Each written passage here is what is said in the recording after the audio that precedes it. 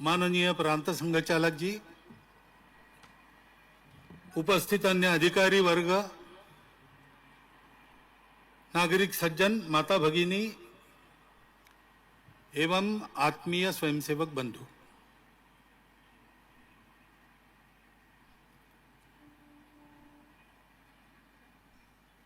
आज इस कार्यक्रम को हम देखते हैं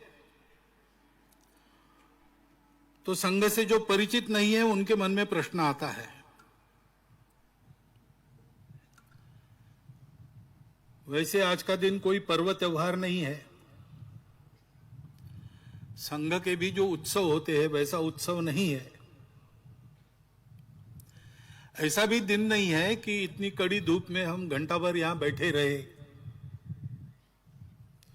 फिर भी पूरे मध्यबंग प्रांत से, सभी विभागों से, सभी जिलों से, सभी खंडों से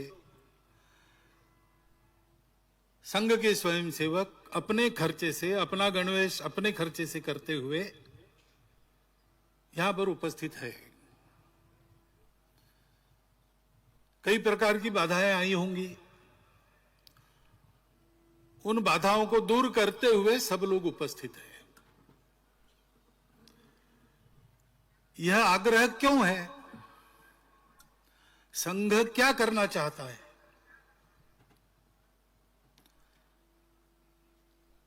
तो एक वाक्य में इस प्रश्न का उत्तर देना हो तो संघ संपूर्ण हिंदू समाज का संगठन करना चाहता है।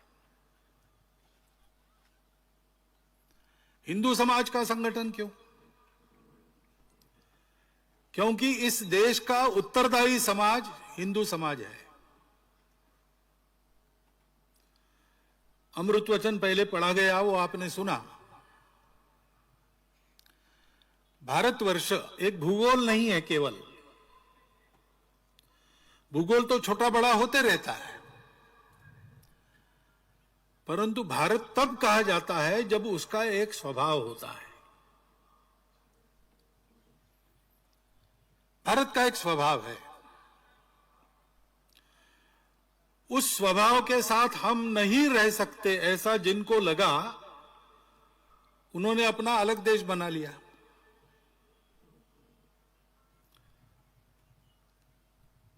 तो स्वाभाविक यह है कि जो नहीं बिछड़े उन सबको भारत नाम का स्वभाव चाहिए। और वो भारत नाम का स्वभाव आज का नहीं है। 15 अगस्त 1947 के बाद ऐसा नहीं है। वो उससे भी प्राचीन है।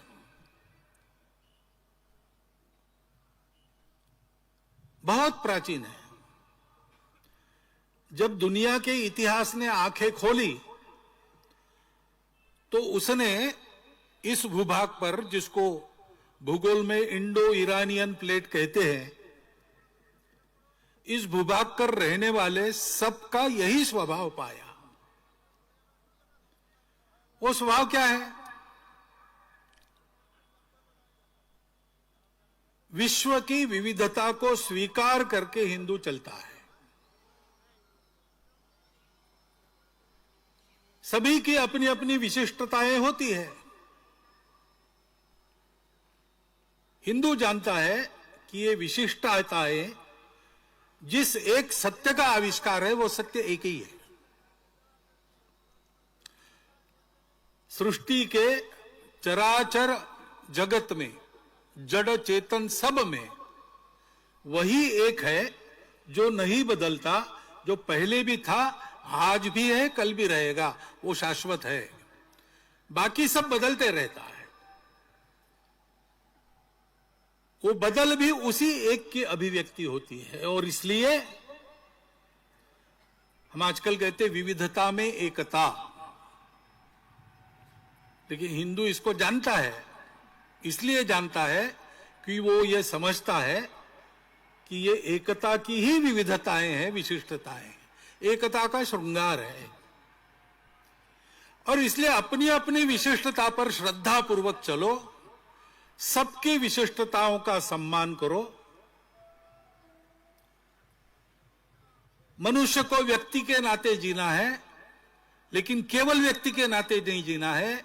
व्यक्ति परिवार के लिए है, परिवार समाज के लिए है, समाज मानवता के लिए है। सारा जीवन सृष्टि जीवन में आता है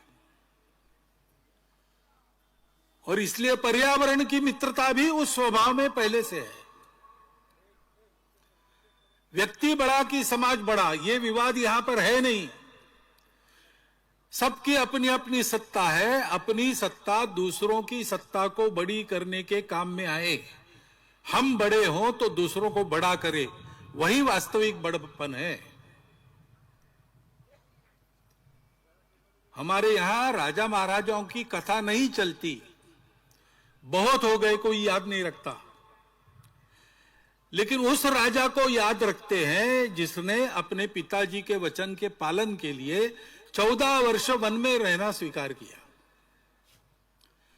उसके भाई राजा की कथा चलती है जिसने 14 वर्ष तक अपने बड़े भाई की पादुका लेकर उनके नाम पर राज्य किया। 14 वर्ष के पश्चात अखंड सत्ता में रहने के बाद भी, भाई वापस आने के बाद उसका राज्य सही सलामत उसको सुपुर्द कर दिया। हमारे यहां धनवान भी बहुत है और हो चुके हैं, लेकिन धनवानों की कथा हमारे यहां नहीं चलती। हमारे यहां उस धनवान की कथा चलती है जिसने अपनी गाढ़ी संपत्ति को राणा प्रताप को स्वतंत्रता के संघर्ष के लिए अर्पित कर दिया। कौन कितना कमाता है हमारे यहां उसका महत्व नहीं है। पूरे भारतवर्ष में एक ऐसे व्यक्ति का नाम चलता है जिसने एक पैसा नहीं कमाया, जो कहीं पर चुनकर नहीं आए, जिनकी माताजी की चिंता करने के लिए खेतड़ी के राजा मनी ऑर्डर भेजते थे, ये चिंता नहीं कर सकते थे, ऐसे अकिंचन थे। लेकिन उस स्वामी विवेकानंद का नाम सारे भारतवर्ष में चलता है। ये स्वभाव है तब भारत है, ये स्वभाव नहीं है तो भारत नहीं है।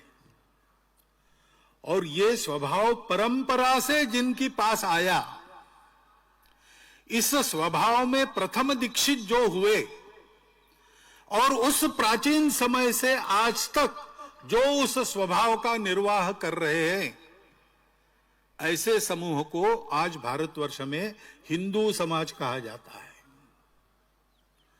वो हिंदू समाज और भारतवर्ष एक रूप है, क्योंकि वह हिंदू समाज सारे देश की विविधताओं को एक सूत्र में चलाने वाली भारतीय संस्कृति के आचरण का प्रयास करता है। आज की अवनत अवस्था में भी उसकी मान्यता ध्रुव है। मातृवत परदारेषु परद्रव्येषु लोष्ठवत आत्मवत सर्वभूतेषु यह पश्यति स पंडिता। पढ़ा लिखा विद्वान समझदार आदमी उसको कहते हैं जो महिलाओं में माता को देखता है, दूसरों के धन का अपहार नहीं करता, उसकी इच्छा नहीं करता, बिना कमाई खाता नहीं है, और जिन बातों के कारण हमको दुख होता है वो बातें दूसरों के प्रति हम नहीं करेंगे। सारे भारतवर्ष में आसित हिमाचल हिंदू समाज में, विश्व भर में फैले हिंदुओं में भी आचरण की मान्यता यही है। ऐसा करने का सब लोग प्रयास करते हैं। कुछ लोग कर पाते हैं, कुछ लोग नहीं कर पाते होंगे, लेकिन मान्यता तो यही है। यह भारतवर्ष की पहचान है। और इसलिए भारतवर्ष को अगर परम वैभव संपन्न बनाना है तो ये तो विश्व का सर्वमान्य सत्य है कि किसी देश के समाज की जो क्वालिटी है, समाज की जो गुणवत्ता है, वैसा वो देश बनता है।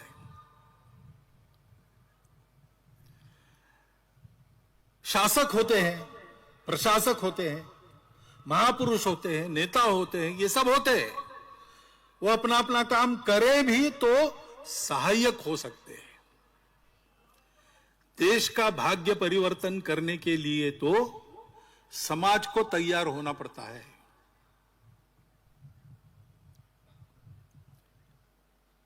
द डार्केस्ट आवर ऐसी एक फिल्म है, चलती है चैनल पर। दूसरे महायुद्ध में इंग्लैंड तबाह हो रहा था, पास में लड़ने का बल नहीं था, एयरफोर्स नहीं था उस समय उसके पास, नेवी सारी खत्म हो गई, और डंकर्क में उनकी इन्फेंट्री के, आर्मी के 40,000 जवान घेरे में आ गए। उनको छुड़ाने के लिए पास जहाज नहीं है। मछुआरों की नौकाओं को एक एक भेजकर उनको लाना पड़ रहा है। वहां वो बचेंगे नहीं तो सीधा जर्मनी आक्रमण करेगा इंग्लैंड की भूमि पर। ऊपर से बमबारी हो रही है। ऐसी अवस्था में वहां के मंत्रिमंडल के लोगों ने विचार किया कि संधि की वार्ता करेंगे मुसोलिनी के द्वारा हिटलर से, और मध्यस्थ बनने के लिए मुसोलिनी तैयार है, करना चाहिए। प्रधानमंत्री चर्चिल थे, उनको यह बात बिल्कुल पसंद तो नहीं थी, लेकिन चारों ओर से घिर गए। वो भी इस मनस्थिति में आ गए। लेकिन ऐसे समय उस फिल्म में ऐसा बताया है कि इंग्लैंड के राजा, क्योंकि मंत्रिमंडल ने उनको कहा कि आपको सुरक्षित रखना है, इसलिए आप कनाडा जाइए, इंग्लैंड सुरक्षित नहीं है। तो वो चर्चिल के घर आए और पूछा कि ये बात क्यों चल रही। तो चर्चिल ने कहा कि ऐसी स्थिति है और जल्दी इसको सुधारेंगे, क्योंकि शरण जाना पड़ेगा। तो राजा ने पूछा कि ये तुम्हारा मत है क्या? चर्चिल ने कहा मेरा तो मत नहीं है, लेकिन दूसरा इलाज नहीं है, सारा मंत्रिमंडल इसी मत का है, मैं अगर इसके बीच में आ गया तो मुझे बाजू करके वो निर्णय करेंगे।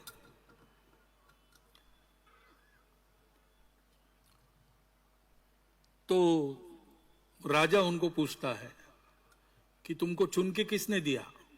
मंत्रिमंडल ने चुन के दिया? बोले नहीं, जनता ने चुन के दिया। तो जनता क्या सोचती है जरा देखा। तो चर्चिल मेट्रो में जाता है। लोग आश्चर्यचकित होते हैं प्रधानमंत्री मेट्रो में देखकर।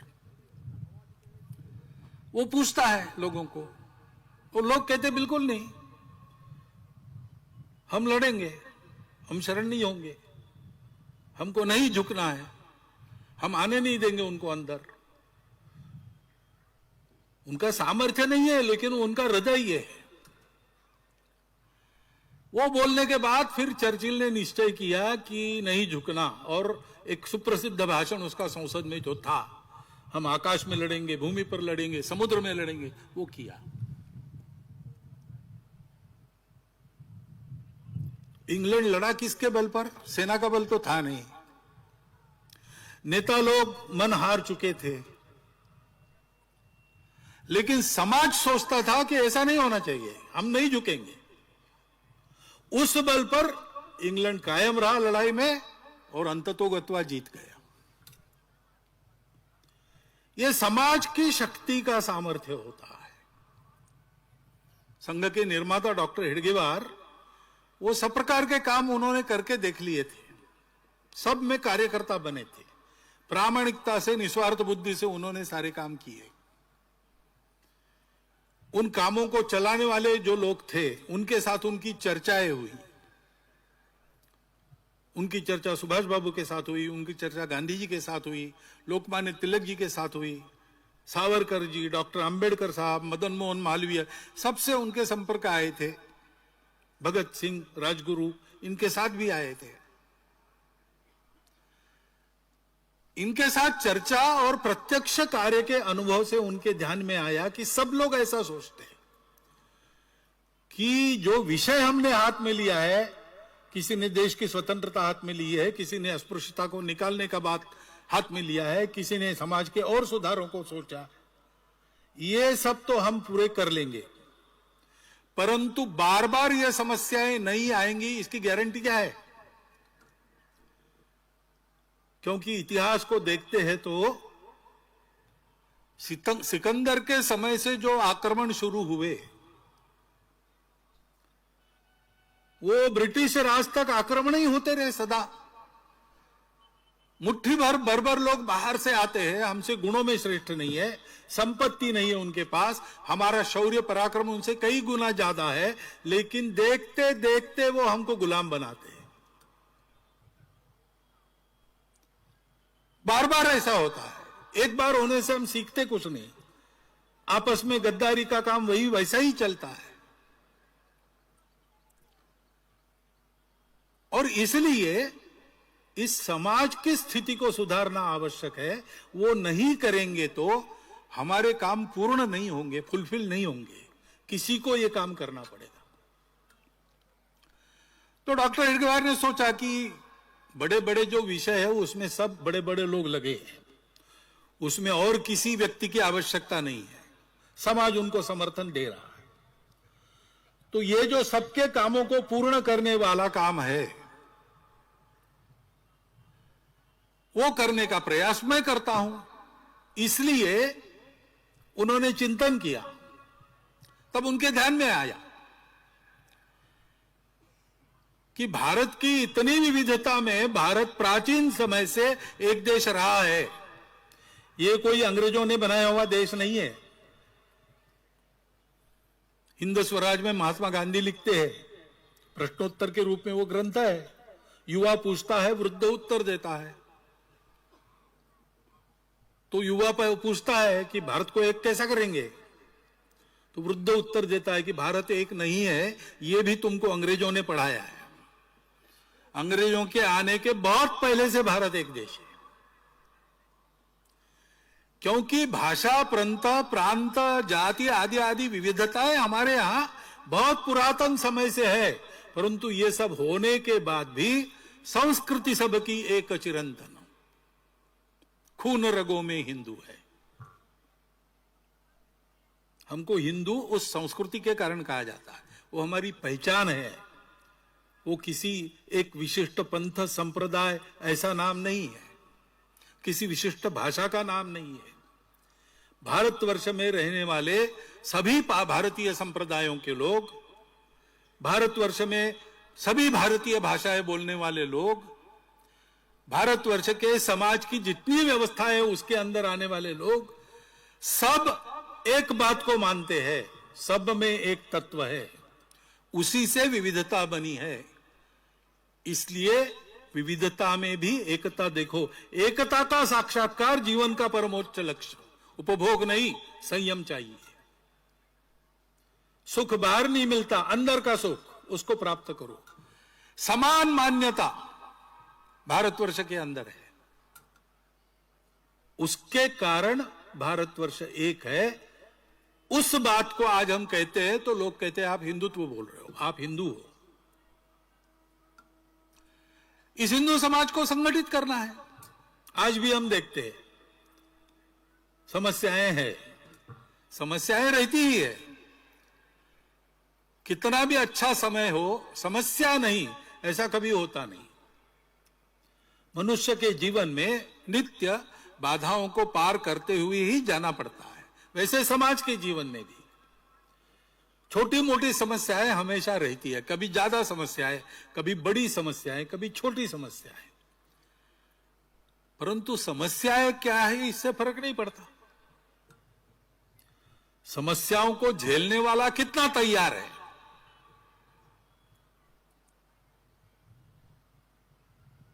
महाभारत के अनेक संस्करण है, अनेक वर्जन्स है।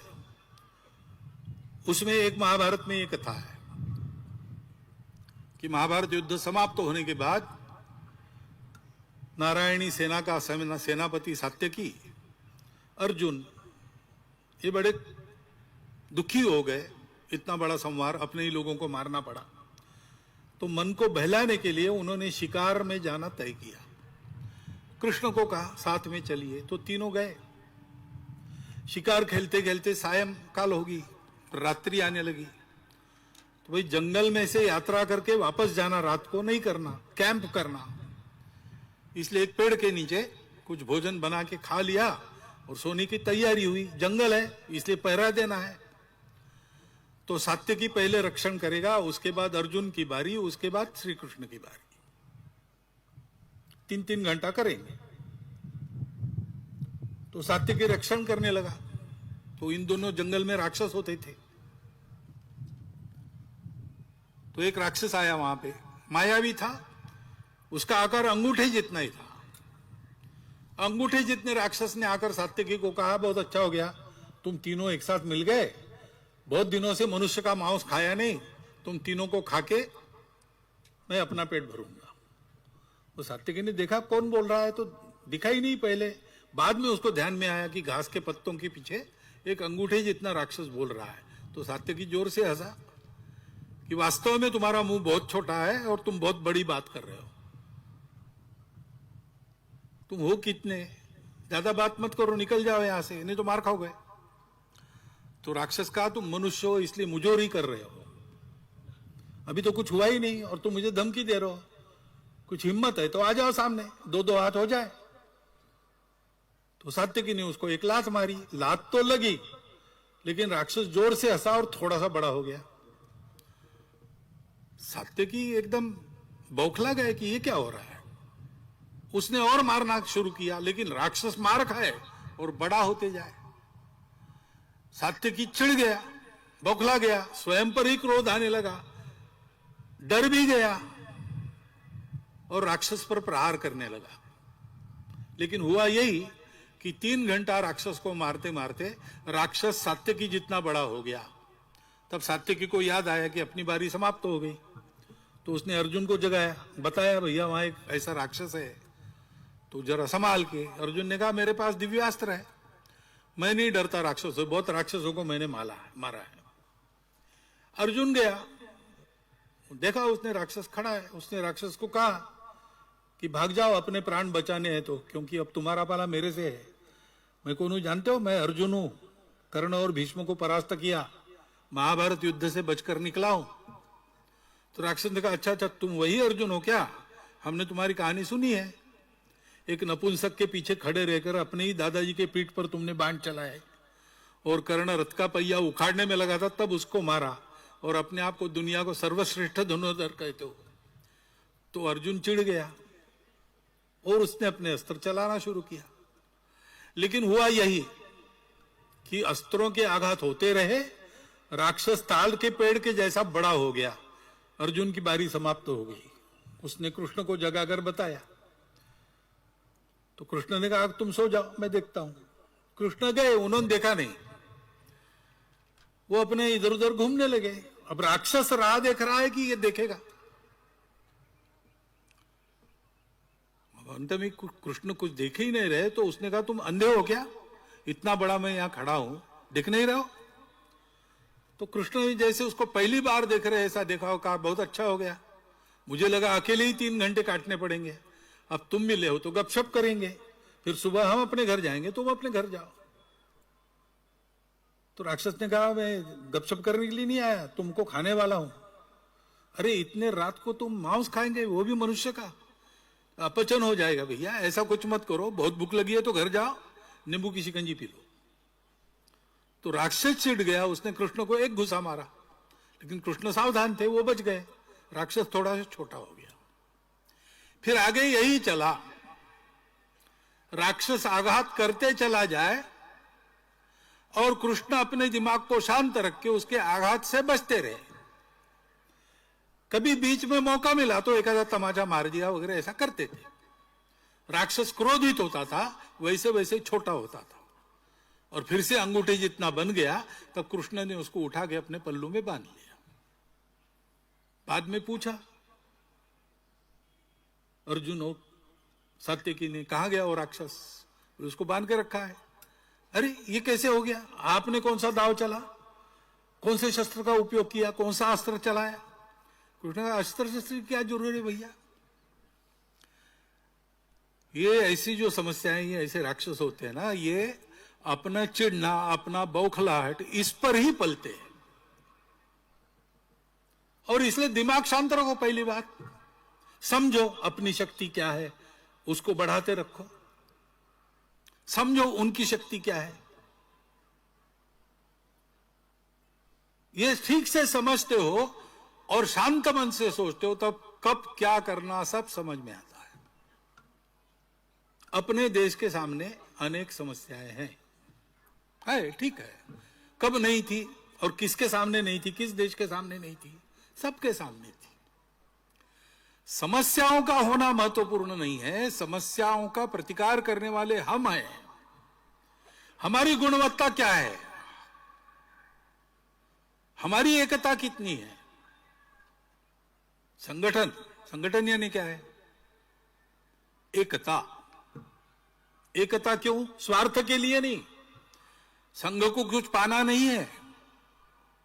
तेरा वैभव अमर रहे मां, हम दिन चार रहे न रहे। हम तो समझते कि हम जो कर रहे हैं, गीत सुना आपने, गंगा जले गंगा पूजा है, जिससे लिया उसी को वापस कर रहे हैं। वो हमारी जननी है, उसके लिए हम काम कर रहे हैं, वापस कुछ मांगना नहीं है, हमको नहीं चाहिए कुछ। जो भी हमारे पास है वो तुम्हारे काम में लग जाए, हम धन्य हो जाएंगे, जीवन भी जाए तुम्हारे के लिए। ऐसे हम हैं, हमको पाना कुछ नहीं है। फिर हमारी एकता का आधार क्या है, आत्मीयता। हिंदू समाज के सबके प्रति संघ का भाव आत्मीयता का है, अपार आत्मीयता का है। और हिंदू समाज के मन में संपूर्ण विश्व के प्रति आत्मीयता है। वसुधैव कुटुंबकम कहने वाला हिंदू समाज है। उस हिंदू समाज के घटक के नाते संघ कार्य का आधार भी शुद्ध सात्विक प्रेम है। ये प्रेम स्वार्थ के लिए नहीं है, ये प्रेम ध्येय के लिए है। परम वैभवम ने तुम्हें तत्स्वराष्ट्रम, इसके लिए हम काम कर रहे हैं। और वह परम वैभव देश का जब होगा तब देश क्या सोचेगा, देश सोचेगा, हिंदू समाज सोचेगा, हिंदू राष्ट्र सोचेगा वसुधैव कुटुंबकम। भारत बड़ा होता है, सारी दुनिया की मित्रता करता है, शत्रुता करने वालों से भी मित्रता करने का प्रयास करता है। ये इतिहास है और वर्तमान है। बाकी सब लोग स्वार्थ की सोचते हैं, हम लोग संबंधों की सोचते हैं।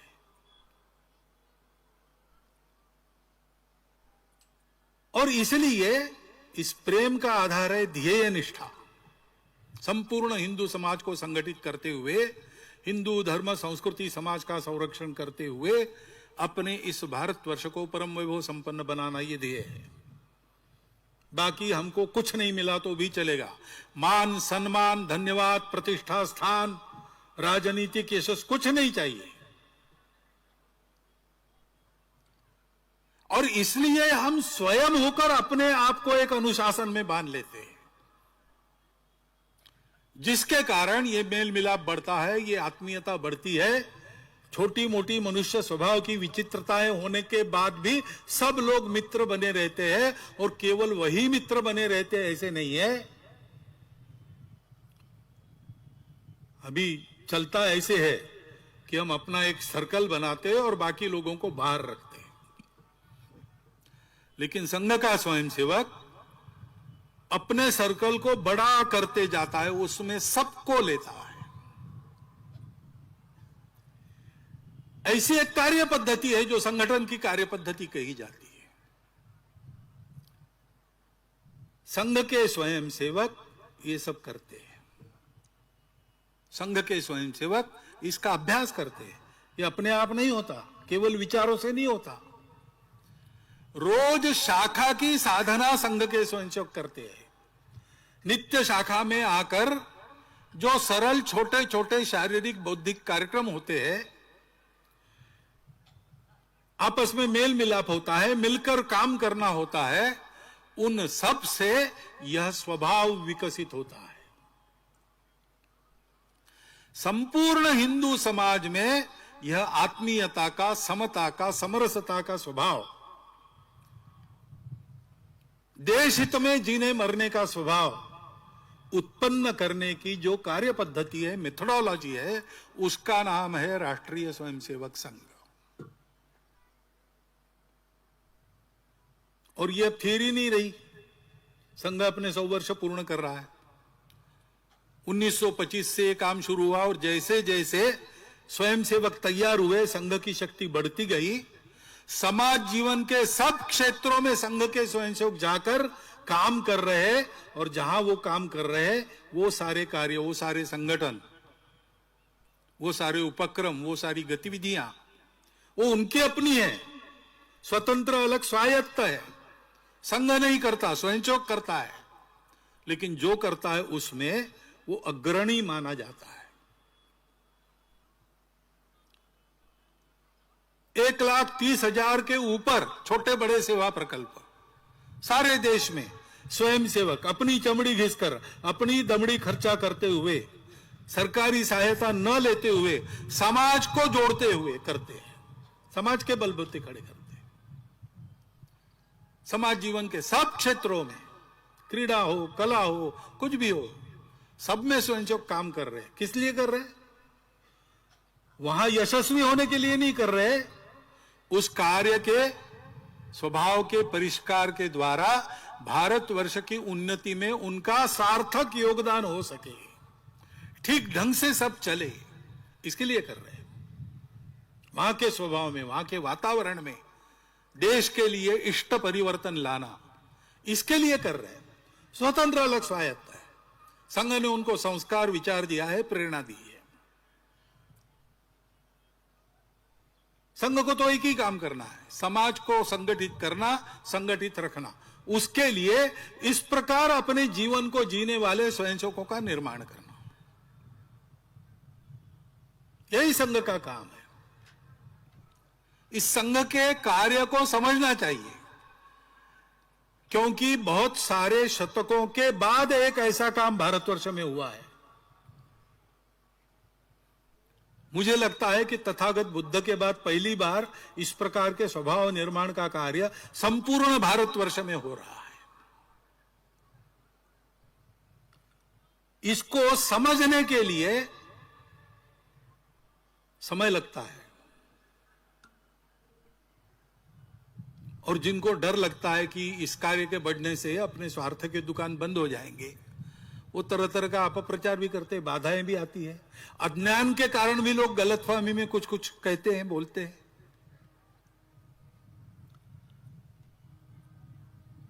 लेकिन मेरी प्रार्थना है कि इस संघ को समझने के लिए आप संघ के अंदर आइए। अंदर आने की फीस नहीं है, औपचारिक सदस्यता नहीं है, मन की मर्जी है तब आ सकते हैं, अगर मर्जी उखड़ गई तो आप बाहर जा सकते हैं। मन मर्जी से करने वाला काम है। अंदर से आइए, संघ को देखिए, और जो बातें मैंने आज कही या हम हमेशा कहते हैं, वो आपको संघ के अंदर मिली तो रहिए, संघ के स्वयंसेवक बन जाइए, प्रतिज्ञा लीजिए और काम कीजिए। नहीं है तो आपका मन करे उधर जाने के लिए आप स्वतंत्र हैं।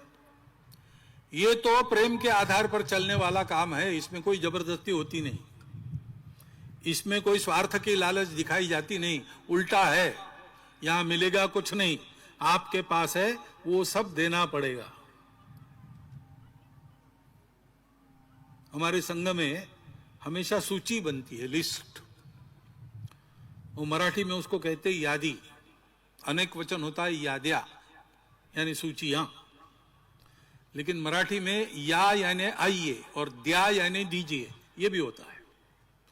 तो हमारे एक संघ चालक महोदय कहते थे कि संघ में या यानी आइए, द्या और दीजिए, इतना ही काम है, लेने का काम नहीं है। ऐसा ये संघ है। इसको समझना है तो दूर से देख के नहीं होता, इसका अनुभव लेना पड़ता है। दूर से देखेंगे तो गलतफहमी होगी। अंधों के गांव में हाथी गया तो उन्हें हाथी को हाथ लगाकर देखा और सब फिर वर्णन करने लगे। किसी ने कहा हाथी खंबे जैसा होता है, हाथी के पांव को उन्होंने हाथ लगाया था। किसी ने कहा खंबे जैसा नहीं, रस्सी जैसा होता है, उसने पूंछ पकड़ी थी। किसी ने कहा रस्सी भी नहीं, खंबा भी नहीं, बहुत बड़ी दीवार है, उसने पेट पर हाथ घुमाया था। लेकिन हाथी क्या है, जो देखेगा उसको पता चलेगा। ऐसे संघ क्या है, बाहर से देख के वर्णन करते हैं, अपनी अपनी समझ से देखते नहीं होता। संघ के अंदर आइए, संघ को देखिए, ऐसा ये काम है, ये ध्यान में आया, संघ के कार्यकर्ता बनिए। क्योंकि संघ को अपना नाम तो करना है नहीं, पूरा समाज देश के उत्थान में लग जाए, यही उसकी इच्छा है। और इसलिए पर्याप्त बड़ा संघ है, संपूर्ण देश में पहुंचा है। 70,000 के आसपास शाखाएं आती है हमारी, दुनिया में सबसे बड़ा संगठन कहलाते हैं हम। लेकिन फिर भी हम क्यों बढ़ना चाहते हैं? हमारे बढ़ने के लिए नहीं, पूरा समाज ऐसा हो जाए, संघ का नाम भी न रहे तो भी समाज में ये गुणवत्ता, ये एकता आ जाए, तो देश का भला होगा और भारतवर्ष का भला होगा, तभी सारी दुनिया का भला होगा। दुनिया के पास भी दूसरा रास्ता नहीं है। और इसलिए अपने जीवन को शुद्ध बनाना, अपने देश के जीवन को उत्तम बनाना और विश्व के जीवन को शांतिमय बनाना, ऐसे तीन काम इस एक पंथ से सिद्ध होते हैं। ऐसा एक पंथ आपके सामने है, उसमें आकर उस पंथ के पथिक बनने का आह्वान मैं आपको करता हूं। और मेरी बात शांति से सुन लीजिए। इसलिए नागरिक सज्जनों का, माता भगिनियों का धन्यवाद करते हुए अपने शब्दों को विराम देता हूं।